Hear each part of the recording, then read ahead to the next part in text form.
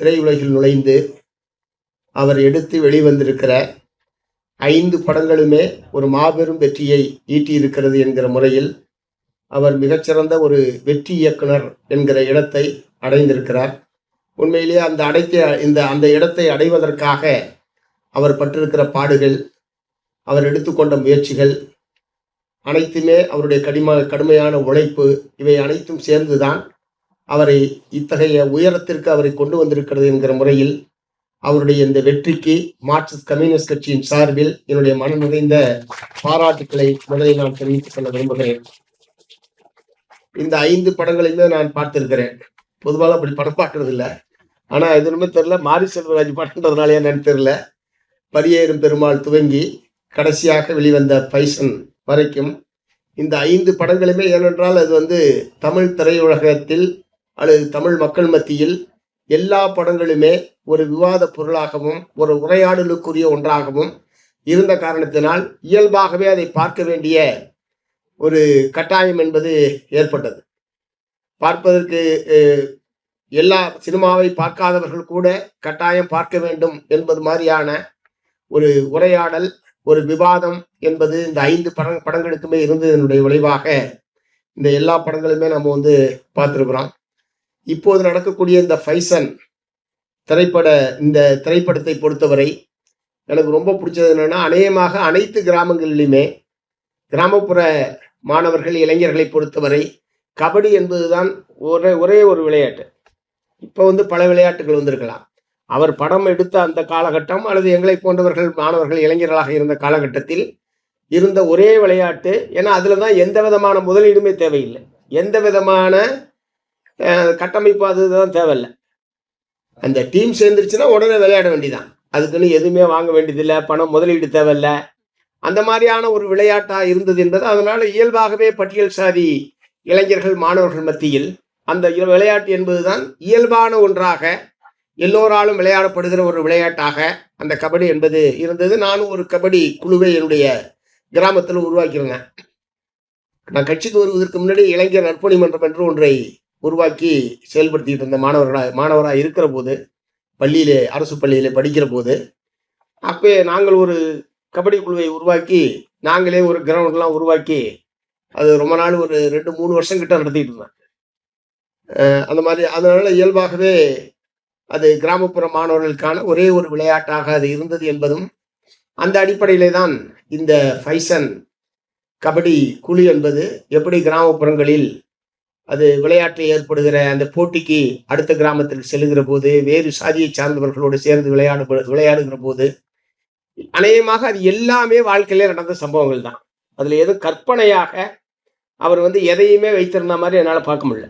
அங்க வந்திருக்கிற ஒவ்வொரு ஷாட்டுமே அநேகமாக எல்லாமே யதார்த்தமாக வாழ்க்கையில் நடந்த சம்பவங்களினுடைய தொகுப்பு என்று சொல்லத்தக்க அளவுக்குத்தான் அந்த திரைப்படம் என்பது இருந்திருக்கு. அது காதல் காட்சியாக இருந்தாலும் சரி, அல்லது கிராமப்புற அந்த வாழ்க்கையாக இருந்தாலும் சரி, எல்லாமே நடைபெற்ற வாழ்க்கையில் நேரடியாக எதிர்கொண்ட சம்பவங்களினுடைய தொகுப்பாக அந்த ஃபைசன் திரைப்படம் என்பது அமைந்திருக்கிறது என்பதை நான் சொல்ல விரும்புகிறேன். இதை எல்லோரும் ஏற்கத்தக்க வகையில் இந்த சாதிய முரண்பாடுகள், சாதிய பாகுபாடுகள், சாதி கலவரம், ஒரு சின்ன கால் இடிச்சிட்ட பிரச்சனை அந்த பஸ்ல அதான் நடக்குது. ஒரு சின்ன கால் இடிச்சிருச்சுன்றதை வச்சுக்கிட்டு தான் அது அவ்வளோ பெரிய கலவரமாக அவர்கள் ஆசையாக வளர்த்த கடவுளுக்கு பலி கொடுப்பதற்காக கொண்டு செல்லக்கூடிய ஆட்டை ஒரு வெறித்தனமான முறையில் குத்தி அதை ஒட்டி ஒரு மிகப்பெரிய மோதல், கலவரம் இதெல்லாம் நடைபெறுகிறது. இந்த மாதிரி சின்ன சின்ன விஷயங்கள் தான் இந்த மோதலுக்கு காரணமாக இருக்கிற விஷயங்களை பார்த்தீங்கன்னா, சின்ன சின்ன விஷயங்களைத்தான் மிக பெரும் கலவரத்திற்கு அடிப்படை காரணமாக அநேகமாக யதார்த்தத்தில் அருமை தோழர் மகேந்திரன் அவர்கள் குறிப்பிட்டதை போல் அப்படி ஏராளமான சம்பவங்கள் தமிழகத்திலே நடைபெற்றிருக்கிறது. ஒன்றும் பெரிய காரணமே இருக்காது. இந்த மாதிரியான சின்ன சின்ன காரணங்கள் தான் சாதிய ரீதியான கலவரத்துக்கும் மோதலுக்கும் காரணமாக இருந்திருக்கிறது என்பதை ஒரு யதார்த்தமான முறையில் அந்த திரைப்படத்திலே அவர் கொண்டு வந்திருக்காரு. ஒரு கபடி வீரன் அவர் கேட்பாரு, நான் எங்கப்பா போறது, நீ இங்க வராதுன்னு சொல்ற, நீ ஊருக்கு வராதுன்னு சொல்ற, அங்க அவன் என்னை எடுத்துக்க மாட்டேன்றான், நான் எங்க தான் போறது? அந்த கேள்வி இருக்கு பாருங்க, அது ஒவ்வொருத்தருமே கேட்டு பாருங்க.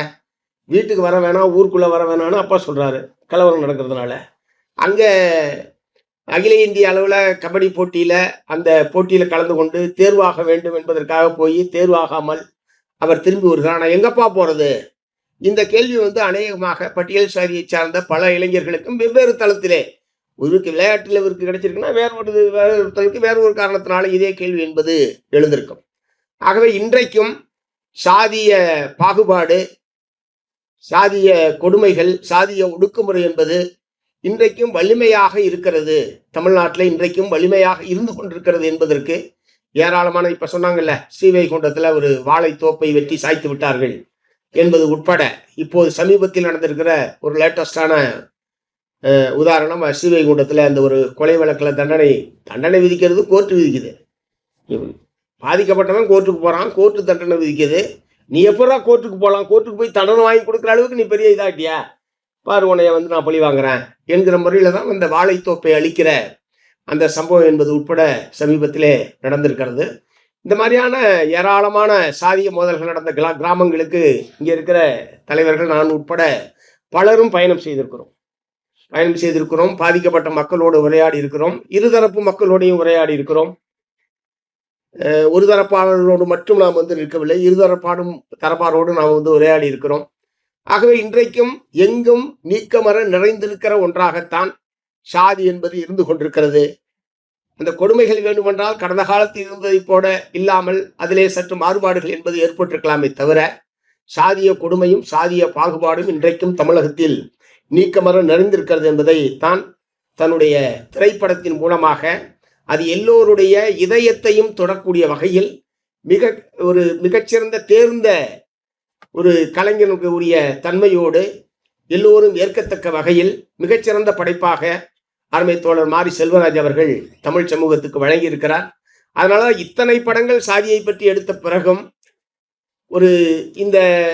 இத்தகைய பிரச்சனைகள் மீது ஒரு இருவேறு விதமான கருத்துக்கள் என்பது வராமல், இது அந்த சமூகம் எதிர்கொள்ளக்கூடிய பிரச்சனைகளை ஒரு கலை நேர்த்தியோடு அவர் வந்து வெளிப்படுத்தி இருக்கிறார் என்கிற முறையில்தான் அனைவராலும் பாராட்டப்படுகிற ஒரு திரைப்படங்களாகத்தான் இத்தனை படங்களும் இருந்திருக்கிறது என்பதே அவர் எவர் மிகச்சிறந்த கலைஞர் என்பதற்கு ஒரு மிகச்சிறந்த எடுத்துக்காட்டு என்பதை நான் இங்கே சொல்ல விரும்புகிறேன்.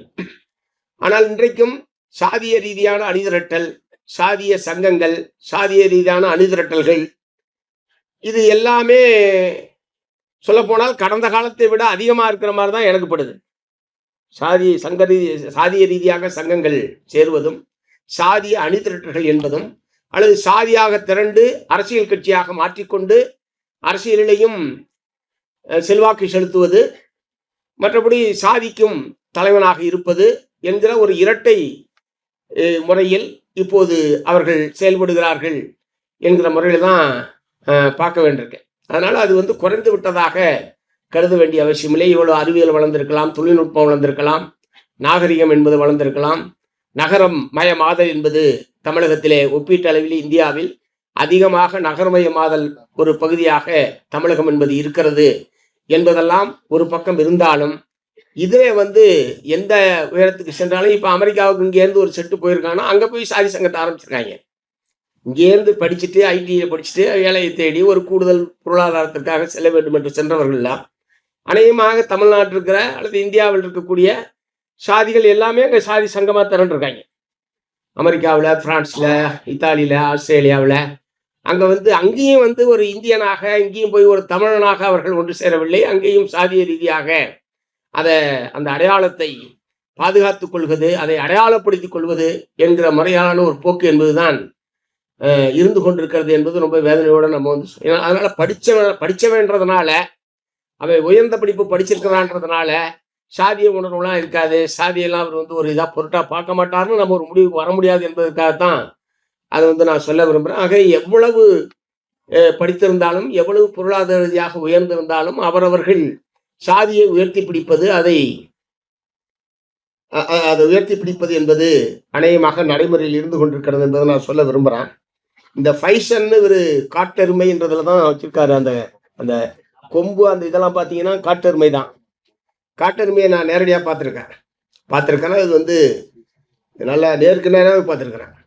மலைகளில் அது மாரி இருந்ததுனால அது அப்படியே தான் இருக்குது. நல்ல படங்கள் தான் இருக்குது. ஆனால் அது அந்த கதாநாயகனுடைய இதுக்காக வச்சாரான்னு தெரில. ஆனால் இப்போ கண்ணகி நகர் கார்த்திகா கபடி வீராங்கனை, கண்ணகி நகர் மிகப்பெரிய கவனத்தை பெற்றதற்கு கார்த்திகாவினுடைய கபடியில் அவர் பெற்ற வெற்றி என்பதுதான் கண்ணகி நகரை ஒரு மிகப்பெரிய அனைவருடைய கவனத்தை ஈர்க்கத்தக்க ஒரு நகராக மாற்றியதில் கார்த்திகாவுக்கு ஒரு மிகப்பெரிய பங்குண்டு. கிட்டத்தட்ட இவர் இந்த திரைப்படத்தில் வரக்கூடிய அந்த கதாநாயகன், அவருடைய அப்பா, அவர்கள் வாழுகிற சூழல், அந்த வீடு கிட்டத்தட்ட அதே மாதிரியான ஒரு சூழல் தான் கண்ணகி நகர் கார்த்திகாவினுடைய வீடு. நான் அவங்க வீட்டுக்கு போயிருந்தேன். இங்கே இருக்கிற பல தோழர்களும் போயிருப்போம். நாங்கள் நீங்களும் போயிட்டீங்க. நீங்களும் போயிட்டு கரெக்டு. இந்த படம் வந்தது பிறகு நீங்களும் நேரடியாக போய் பாராட்டிட்டு வந்தீங்க. ஆமாம் ஆமாம், அந்த செய்தி பார்த்தேன். நீங்களும் போய் பாராட்டிட்டு வந்தீங்க. ஒரு 8க்கு 10 ஒரு வீட்டில் தான் 2 அப்பா அம்மா 2 குழந்தைகள் எல்லோருமே அந்த 8க்கு 10 இடத்துக்குள்ளே தான். அதுதான் சமையலறை, அதுதான் படுக்கை அறை, அதுதான் நம்மளை மாதிரி ஆட்கள் போனால் வாங்க வாங்க உட்காருங்கன்னு சொல்லக்கூடிய வரவேற்பறை, விருந்தினர் அறை, இது எப்படி வேணாலும் வச்சுக்கலாம். அந்த ஒரு சுவர், அந்த பாப்பா 2 பேரும் கார்த்திகாவும் அவருடைய தங்கையும் வாங்கியிருக்கிற அந்த கப்புகளையெல்லாம் வைக்கிறதுக்கு அங்கே இடம் கிடையாது. அவ்வளவு மெடல்ஸ், அவ்வளோ கப்பு வாங்கியிருக்காங்க கபடியில். 2 பேருமே கபடி வீராங்கனைகள். அதெல்லாம் மேலே ஒரு பலகையை போட்டு ஒன்று மேலே ஒன்று அடுக்கி வச்சுருக்காங்க, பார்த்தேன் நான். அந்த மாதிரி ஒரு மிகப்பெரிய வெற்றிகரமான ஒரு கபடி வீராங்கனை. அதனால் இது பார்த்தோன்னே எனக்கு அது தோணுச்சு, இவர் ஏன் காட்டெருமை அந்த ஃபைசன் இதுக்கு ஏன் பேர் வச்சாரு? ஒருவேளை கண்ணகி நகர் கார்த்திகா முதலே பார்த்துருந்தாருன்னா வேற மாதிரி ஏதாவது பேர் வச்சிருப்பாருன்னு நான் நினச்சேன். இந்த இதை பார்த்தோன்னே வேற மாதிரி பேர் வச்சிருப்பாருன்னு நினச்சேன்.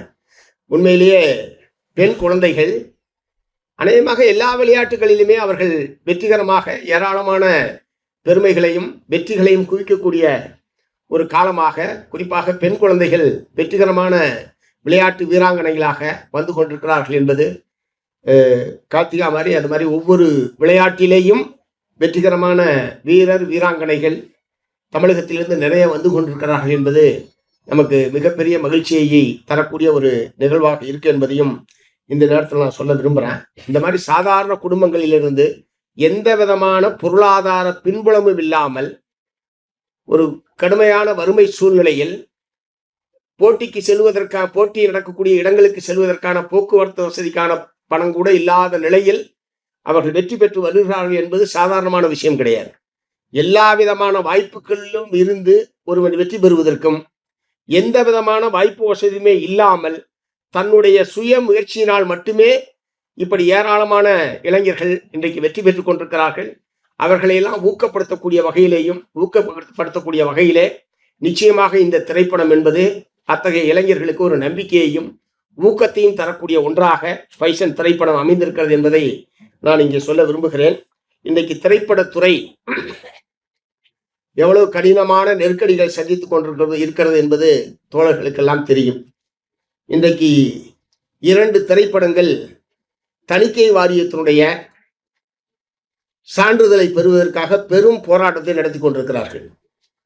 தமிழ்நாட்டில் ஜனநாயகன், பராசக்தி என்கிற 2 திரைப்படங்களும் தணிக்கை சான்றிதழை பெறுவதற்காக ஒரு பெரும் போராட்டத்தை நடத்தி நீதிமன்றத்திற்கு சென்று இப்போது நீதிமன்றத்திலே ஜனநாயகன் படம் நிலுவையிலே இருந்து கொண்டிருக்கிறது. அதாவது தணிக்கை வாரியம் என்பது இத்தகைய திரைப்படங்களை பார்த்து சான்றிதழ் தருவதுதான் அவர்களுடைய வேலை. அதற்கென்று ஒரு தலைவர் இருக்கிறார், 4 உறுப்பினர்கள் இருக்கிறார்கள். அவர்கள் இதுதான் அவர்களுக்கு வேலை. ஆனால் இந்த வேலையை செய்யாமல் திரைப்படம் வெளியாவதற்கான தேதிகள்லாம் அறிவிக்கப்பட்டதற்கு பிறகு அவர்கள் நாங்கள் இதை கட் பண்ணணும், அதை கட் பண்ணணும், இதுக்கு சான்றிதழ் தர முடியாது, அதுக்கு சான்றிதழ் தர முடியாது என்கிற முறையில் இன்றைக்கு ஒரு மிகப்பெரிய நெருக்கடியை திரைப்பட குழுவினருக்கு அவர்கள் கொடுத்திருக்கிறார்கள். அதை எதிர்த்து அவங்க நீதிமன்றத்துக்கு போறாங்க. நீதிமன்றத்தில் இன்றைக்கு தனி நீதிபதி யூஏ சான்றிதழ், ஏதோ ஒரு சான்றிதழ் கொடுங்க, யூ சான்றிதழ் கொடுங்க, ஏ சான்றிதழ் கொடுங்க, யூஏ சான்றிதழ் கொடுங்க, வேற ஏதாவது ஏபிஇசட் வரைக்கும் கொடுங்க, பட் ஏதாவது ஒரு சான்றிதழ் கொடுக்க வேண்டும் என்பது உங்களுடைய வேலை. ஏதாவது ஒரு சான்றிதழ் கொடுக்கணும். நீங்க எந்த சான்றிதழ் வேணாலும் கொடுங்க.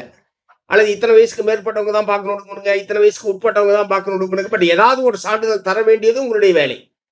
சான்றிதழை தராமல் இழுத்தடிப்பது, தள்ளி போடுவது, அல்லது மேலும் மேலும் புதிதாக காரணங்களை சொல்லி அந்த திரைப்படத்திற்கான தணிக்கை சான்றிதழை தராமல் காலம் கடத்துவது என்கிற மிக மோசமான ஒரு அணுகுமுறையை இந்திய தணிக்கைத்துறை என்பது மேற்கொண்டது என்பதை நாம் எல்லோரும் அறிவோம்.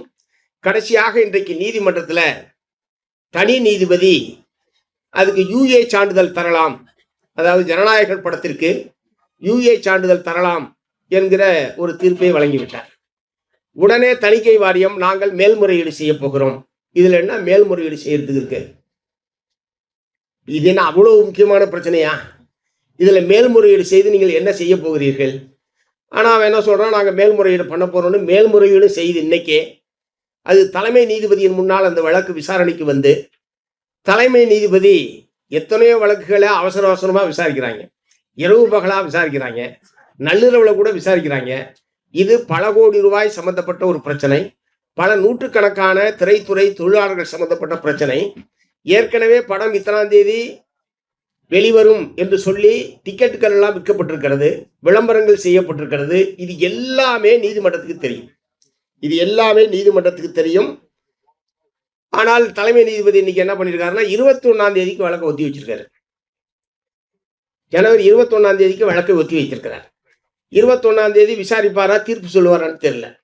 அதுக்கு பிறகு இது எத்தனை நாட்கள் ஆகும் என்று தெரியாது. யோசிச்சு பாருங்க, நீங்க படத்தை எடுத்த தயாரிப்பாளர், முதலீடு செய்தவர்கள், படத்தில் நடித்த கலைஞர்கள் எவ்வளவு பெரிய எதிர்பார்ப்புக்கோடு இருந்திருப்பார்கள். அந்த படத்தில் என்ன கதை, யாரு, அதெல்லாம் எனக்கு பிரச்சனை இல்லை.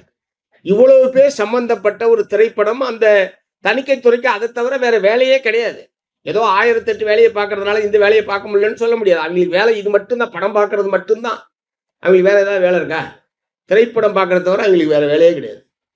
ஆகவே வரக்கூடிய திரைப்படத்தை 5 பேர் பார்க்குறாங்க. இதுல கொடுமை என்னன்னா, யூஏ சான்றிதழ் கொடுக்கலாம் என்று 4 பேர் முடிவு செய்கிறார்கள். ஒரே ஒரு நபர் நீதிமன்றத்துக்கு வருகிறார். வழக்கமாக 100% 5 பேரும் ஒத்துக்கொண்டால்தான் சான்றிதழ் தரணும் அப்படின்லாம் அதில் ஒன்றும் கிடையாது. பெரும்பான்மையினர் என்ன சான்றிதழ் கொடுக்க வேண்டும் என்று சொல்கிறார்களோ அதை கொடுப்பது என்பதுதான் இதுவரைக்கும் வழக்கமாக இருந்திருக்கிறது. இதுல 4 பேர் இதற்கு யூஏ சான்றிதழ் தரலாம் என்று கொடுத்ததற்கு பிறகு ஒரு நபர் மட்டும் புகார் செய்கிறார். அதை ஒட்டி வழக்கு நீதிமன்றத்துக்கு வருகிறார். இப்படியெல்லாம் தணிக்கைத்துறை நடந்து கொண்டால் திரையுலகம் பிழைக்க முடியுமா என்கிற கேள்வியை நான் எழுப்ப விரும்புகிறேன். ஆகவே மத்திய அரசாங்கம் அது ஒருவேளை இருக்கக்கூடிய அரசியல் சூழலில் ஒரு நிர்பந்தத்தை கொடுத்து விஜயை எப்படியாவது வளைத்து விடலாம் என்கிற நோக்கத்தோடு அவர்கள் இத்தகைய தொந்தரவுகளை கொடுத்து கொண்டிருக்கிறார்களா என்கிற கேள்வியை எழுப்ப வேண்டியிருக்கிறது. அதே நேரத்தில் இப்படியெல்லாம் ஒரு தொந்தரவு பண்றான், இது அநீதி என்பதெல்லாம் தெரிந்ததற்கு பிறகும் ஜனநாயகப்படி வாயே திறக்கல. அதாவது மற்றவர்களெல்லாம் நாங்கள் பேசிக்கொண்டிருக்கிறோம். ஒரு கருத்துரிமைக்கு எதிரானது, திரைப்பட தொழிலை அளிக்கக்கூடிய வகையில் தணிக்கைத்துறை நடந்து கொள்வது, அல்லது தணிக்கைத்துறையை ஒரு ஆயுதமாக மத்திய அரசாங்கம் பயன்படுத்துவது எவ்வளவு கண்டனத்துக்குரியது என்பதை பற்றி தமிழ்நாட்டில் எல்லோரும் பேசிக் கொண்டிருக்கிற போது சம்பந்தப்பட்ட கதாநாயகன் அதை பற்றி வாயே திறக்காமல் மௌனமாக இருப்பது என்பது மிகப்பெரிய சந்தேகத்தை எழுப்பிக் கொண்டிருக்கிறது. ஒருவேளை மத்திய அரசாங்கம் இப்படியெல்லாம் செய்கிறது, தணிக்கை வாரியம் இப்படி தன்னிச்சையாக அது செயல்படவில்லை, மத்திய அரசாங்கத்துடைய தூண்டுதல் பேரில் தான் இப்படி ஒரு நெருக்கடியை கொடுக்கிறார்கள் என்று சொன்னால் அது தனக்கு பலவிதமான சங்கடங்களை, பின்விளைவுகளை ஏற்படுத்துமோ என்கிற காரணத்தினால் அவர் வாய் திறக்காமல் இருக்கிறாரா என்பது தெரியவில்லை. குறிப்பாக மத்திய அரசாங்கம் எல்லா தன்னாட்சி நிறுவனங்களையுமே தன்னுடைய கட்டுப்பாட்டில் வைத்துக் கொள்வது. இப்போ உதாரணத்துக்கு சாகித்ய அகாடமி விருது பெற்று நான் பாராட்ட வேண்டிய எங்களுடைய எழுத்தாளர், மகத்தான எழுத்தாளர் தோழர் தமிழ்ச்செல்வன் எதிர்க்கே உட்கார்ந்திருக்கிறார். இல்லைனா அவருக்கு ஒரு பாராட்டு விழாவை நேரம் நடத்தியிருக்க வேண்டும்.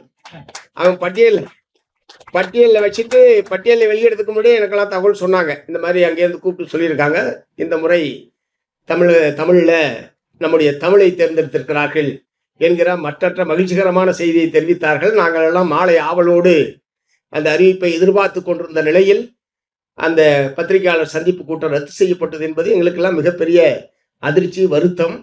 ஆனால் ஒன்றிய பிஜேபி அரசாங்கம் இப்படி சுயேட்சையாக இயங்கக்கூடிய பல்வேறு நிறுவனங்களையும் தன்னுடைய அரசியல் சுயலாபத்திற்காக எப்படி பயன்படுத்தி கொண்டிருக்கிறார்கள், எப்படி மாற்றுகிறார்கள் என்பதற்கு சாகித்ய அகாடமி, இப்போது சினிமா தணிக்கை வாரியம் உள்பட தேர்தல் ஆணையம் அல்லது மத்திய புலனாய்வுத்துறை அல்லது அமலாக்கத்துறை, இந்த மாதிரி எல்லா துறையுமே சொல்ல முடியும். சுயேட்சையாக தன்னாட்சி அதிகாரம் பெற்று செயல்பட்டு கொண்டிருந்த எல்லா அரசு நிறுவனங்களையுமே தன்னுடைய கட்டுப்பாட்டில் வைத்துக் கொள்வது, தான் சொன்னதுபடிதான் அவர்கள் நடக்க வேண்டும் என்கிற அளவுக்கு சீர்குலைத்து வைத்திருக்கக்கூடிய ஒரு அரசாங்கமாக ஒன்றிய பிஜேபி அரசாங்கம் என்பது இருந்து கொண்டிருக்கிறது. இதற்கு மத்தியிலேதான் இத்தகைய தலை சிறந்த மக்களை மகிழ்விக்கக்கூடிய, அதே மாதிரி மக்கள் மத்தியிலே ஒரு உரையாடலை ஏற்படுத்தக்கூடிய மிக துணிச்சலான சப்ஜெக்டை தன்னுடைய பொருளாக எடுத்துக்கொண்டு மிகச் சிறப்பான முறையில் எல்லோரும் ஈர்க்கத்தக்க வகையில் திரு மாரி செல்வராஜ் போன்ற பல இயக்குனர்கள் தமிழ் திரையுலகிலே இப்போது வந்திருக்கிறார்கள். உண்மையிலே அவர்கள் அனைவருமே பாராட்டுக்குரியவர்கள். அதுவும் குறிப்பாக நாங்கள் சாதியை எதிர்த்து பேசுவதை விட, சாதி கலவரம் நடக்கிற போது அதில் போய் களத்திலே நின்று போராடுவதை விட, பல லட்சக்கணக்கான மக்கள் மத்தியில் சாதி சம்பந்தமான சாதிய பாகுபாடு, சாதி ஆணவ கொலை போன்ற விஷயங்களை பல லட்சக்கணக்கான மக்கள் மத்தியில் சில மணி நேரத்தில் கொண்டு போய் சேர்க்கக்கூடிய மிக முக்கியமான சமூக கடமையை மாரி செல்வராஜ் போன்றவர்கள் ஆற்றிக் கொண்டிருக்கிறார்கள். இத்தகைய திரைப்படங்கள் மேலும் மேலும் அவர் பல வெற்றி படங்களை கொடுப்பதற்கும், மேலும் வெற்றியின் சிகரத்தை தொடக்கூடிய வகையில் மாரி செல்வராஜ் அவர்கள் மேலும் மேலும் வளர வேண்டும், உயர வேண்டும் என்று மார்க்சிஸ்ட் கம்யூனிஸ்ட் கட்சியின் சார்பில் நெஞ்சார வாழ்த்தி நிறைவு செய்கிறேன். வணக்கம்.